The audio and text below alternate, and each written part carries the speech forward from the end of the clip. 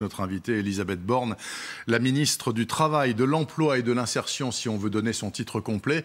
Elle est avec nous en plateau. Bonjour Madame Borne. Bonjour. Madame, 1 Français sur 10, c'est ce qu'a dit Monsieur Véran hier à la Commission des lois, 1 Français sur 10 est désormais cas contact. Ça fait 6,5 millions d'individus, dont beaucoup sont des travailleurs, qui sont cas contact et qui donc normalement doivent s'isoler.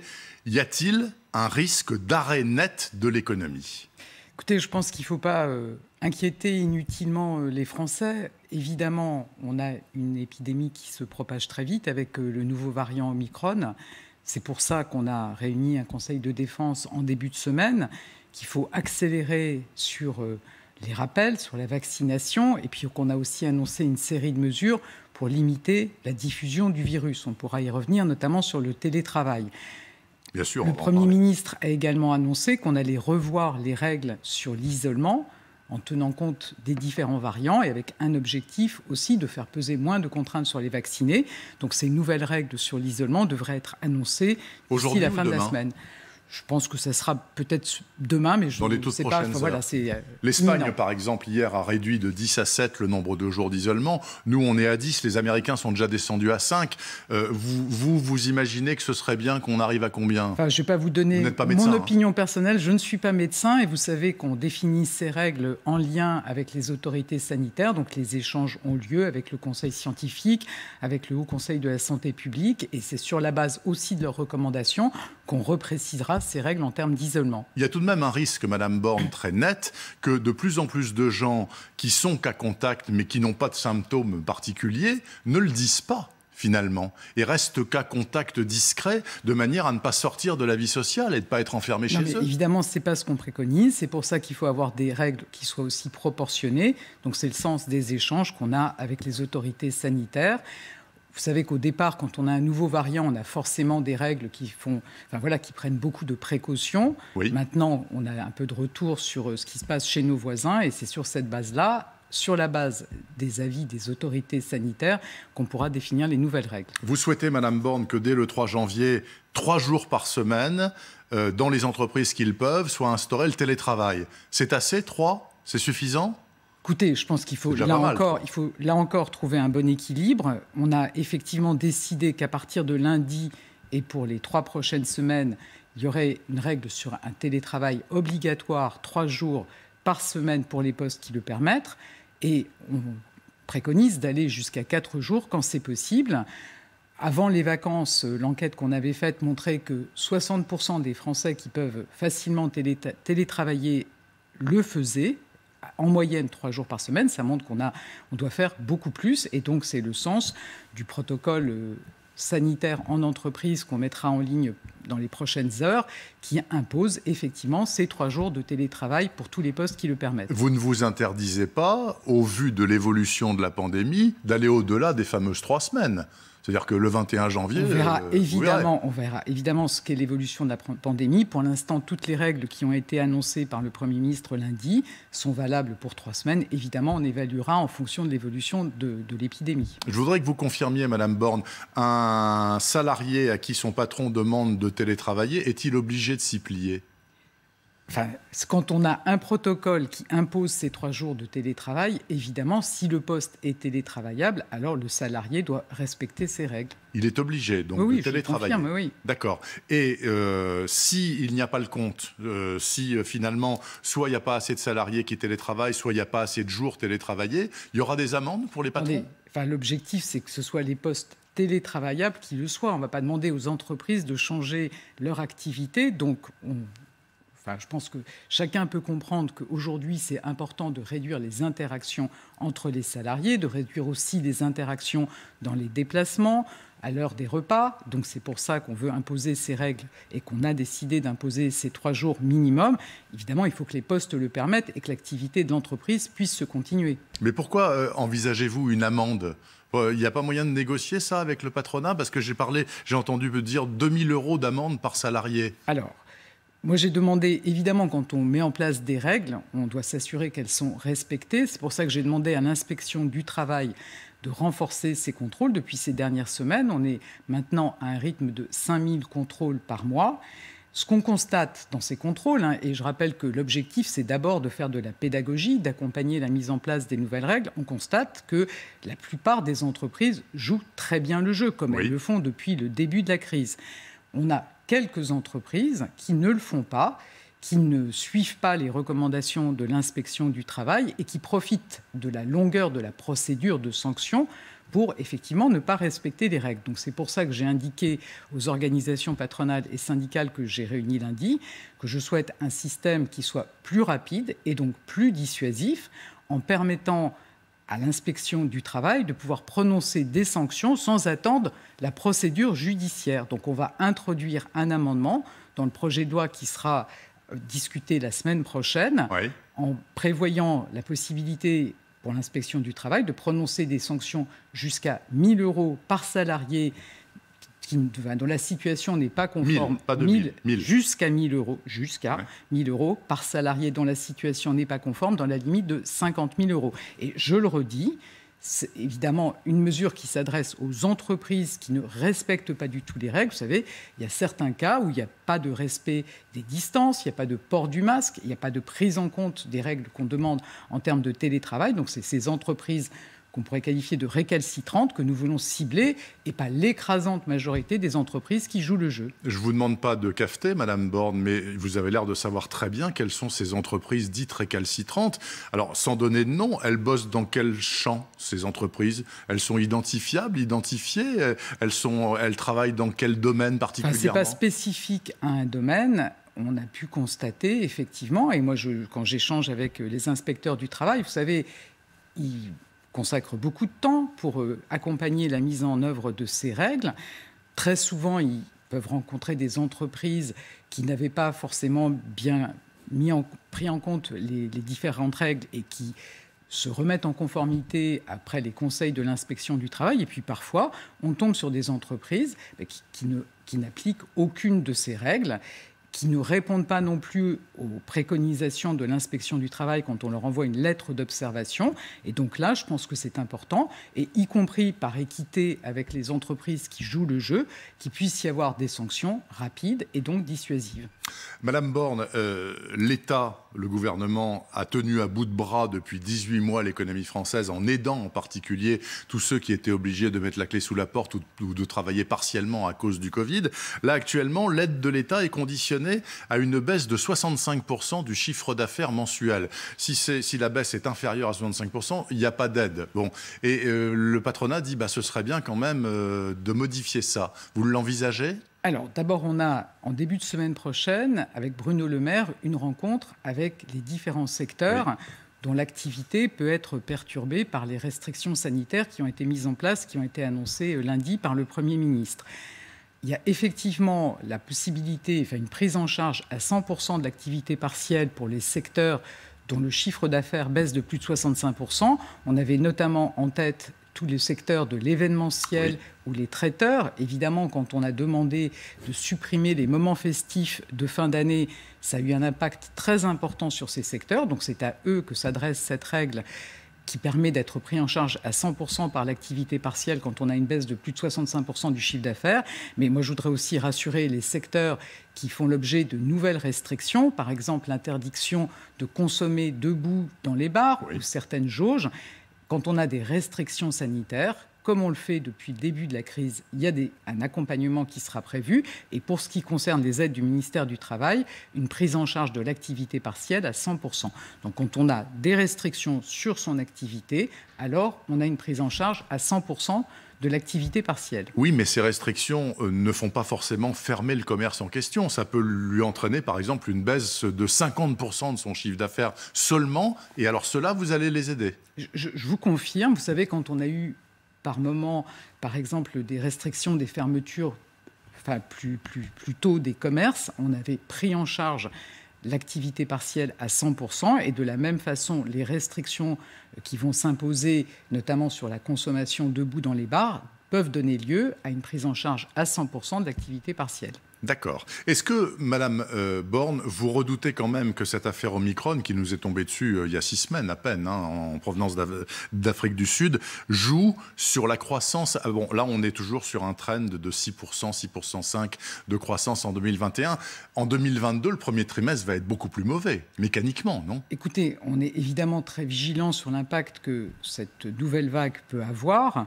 C'est aussi pour ça qu'on cherche les meilleures règles pour à la fois permettre la poursuite de l'activité économique et en même temps ralentir la diffusion du virus. Donc on a quelques secteurs qui sont impactés et on va évidemment les accompagner comme on le fait depuis le début de la crise.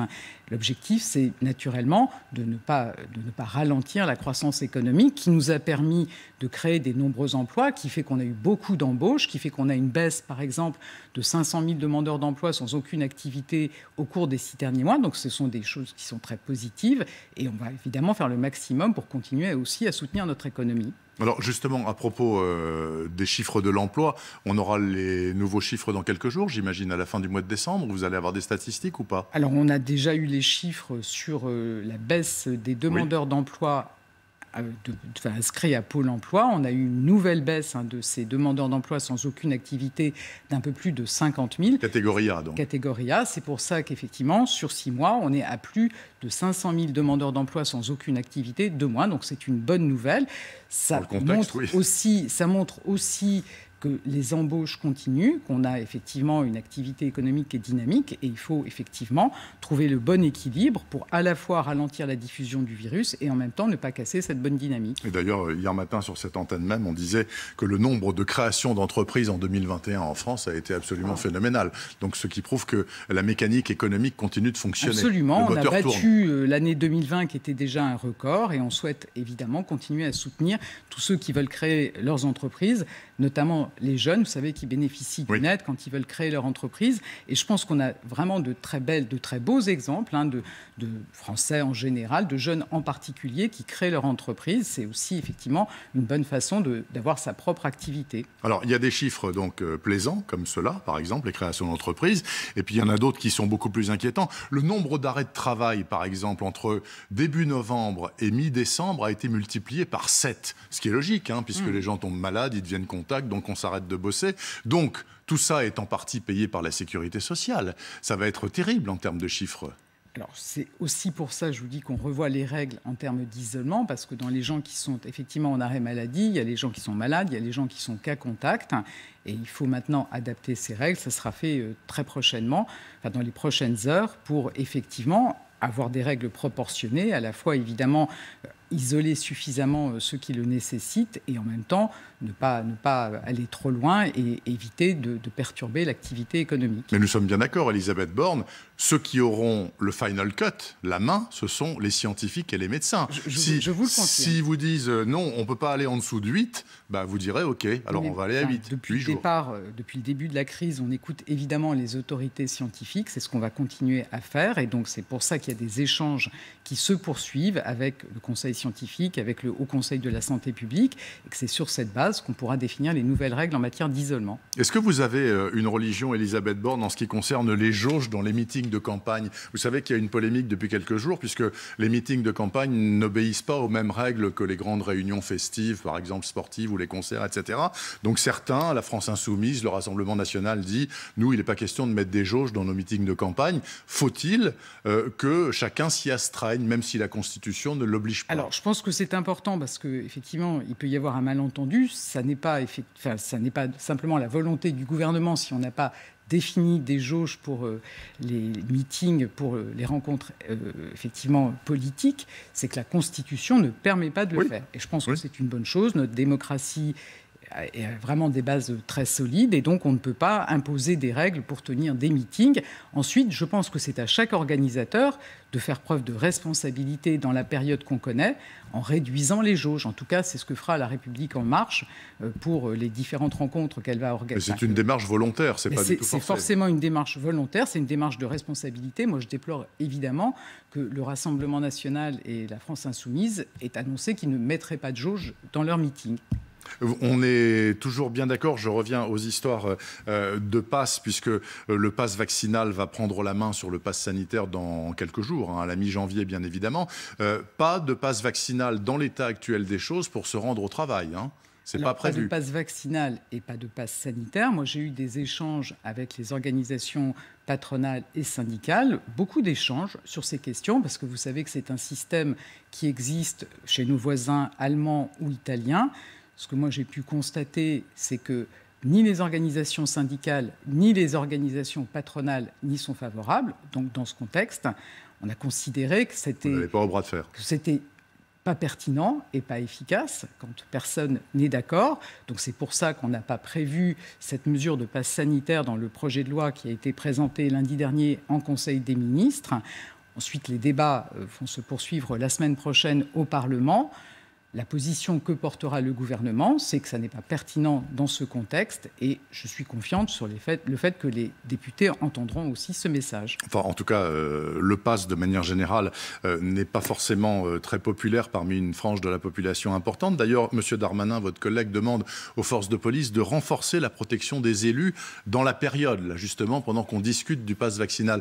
Vous vous sentez en danger, Madame Borne, vous, en tant qu'élue de la République? Enfin, bon... Alors, moi, je ne me sens pas en danger. Je pense qu'on peut évidemment que condamner les actes de violence, les menaces, dont un certain nombre de députés ont pu être victimes ces derniers jours.